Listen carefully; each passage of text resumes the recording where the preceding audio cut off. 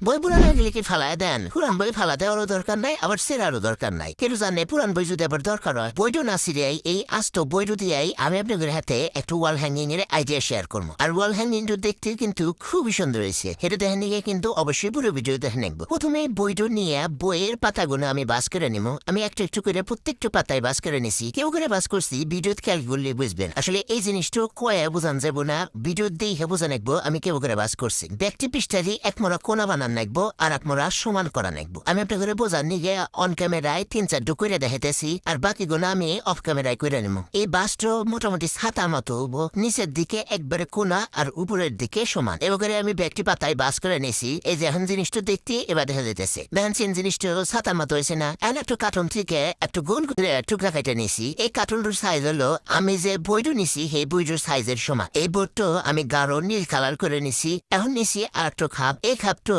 ছাতার যে হ্যান্ডেলটা থাকে উপরে ওই শেপে কেটে নিছি। ছাতার হ্যান্ডেলের মতো এই কার্টুনটা আমি একটু গোলাপি কালারের রিবন দিয়ে পাশায় নিলাম। রিবন না থাকলে এখানে কিন্তু রঙও করা যাবো, অথবা পাটের দড়ি অথবা ম্যাক্রোমের দড়ি, যে কোনো জিনিস দিয়ে কিন্তু পেঁচাই নেওয়া যাবো। এই যে আমি ছাতার হাতলটা আমি রিবন দিয়ে পেঁচাই নিছি। এখন গুল ওই কার্টুনের বোর্ডটার উপরে এক টুকরা দুক্কা একটা খাপের টুকরা আটকায় দেবো। ভিডিও দেখলে বুঝবেন কি কইতেছি আর কি করতেছি। এরপরে বইটা আটকায় দেবো। বইয়ের একবারে উপরের দিকে যে দিক সমান রাখছি ও সার ওই দিক হাতলটা আটকায় দেবো। কেউ করে আটকাইছি ভিডিও দেখলে বুঝবেন। এখন নিছি একটা সাদা লেস। এই লেসের থেকে দুটো টুকরা আমি কেটে নিছি। এই টুকরা দুটো আমি বইয়ের যে দিক কোনা ওই দিক আটকায় দিলাম, আর উপরের দিকেও আমি লেস আটকায় দিলাম। এখন লেসটা আর ফুটে ওঠার নিগে প্রথমে পাল বসায় দিছি, কিন্তু সাদা পাল দেওয়ার পরে আসলে জিনিসটা ভালো দেখা যেতেছিল না। এজন্য সাদা পালের বদলে আমি ছোট ছোট গোল মিরর বসায় দিলাম। এখন লেসটা কিন্তু ফুটে উঠছে। বইয়ের কোনার নিচের দিকে যে লেস লাগাইছিলাম ওখানেও দুটো মিরর লাগাই দিছি। আমি গোলাপি কালারের রিবন দিয়ে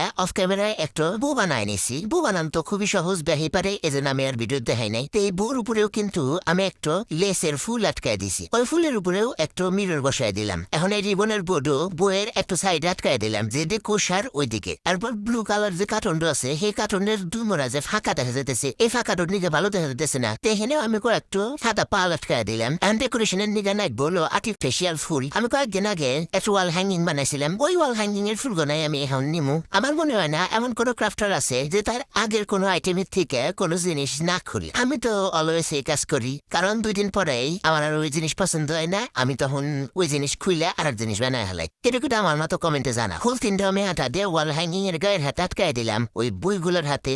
নিচের দিকে যে একবারে দুপকা একটা খাপ আটকাইছিলাম সেই খাপটা আমি গাঢ় গোলাপি কালার করে দিলাম। এরপর আমি বইয়ের উপরে ফুল আর পাতা দিয়ে ডেকোরেশন করবো। এই হলো আমার ওয়াল হ্যাঙ্গিং এর ফাইনাল লুক। আপনারা কোন আমার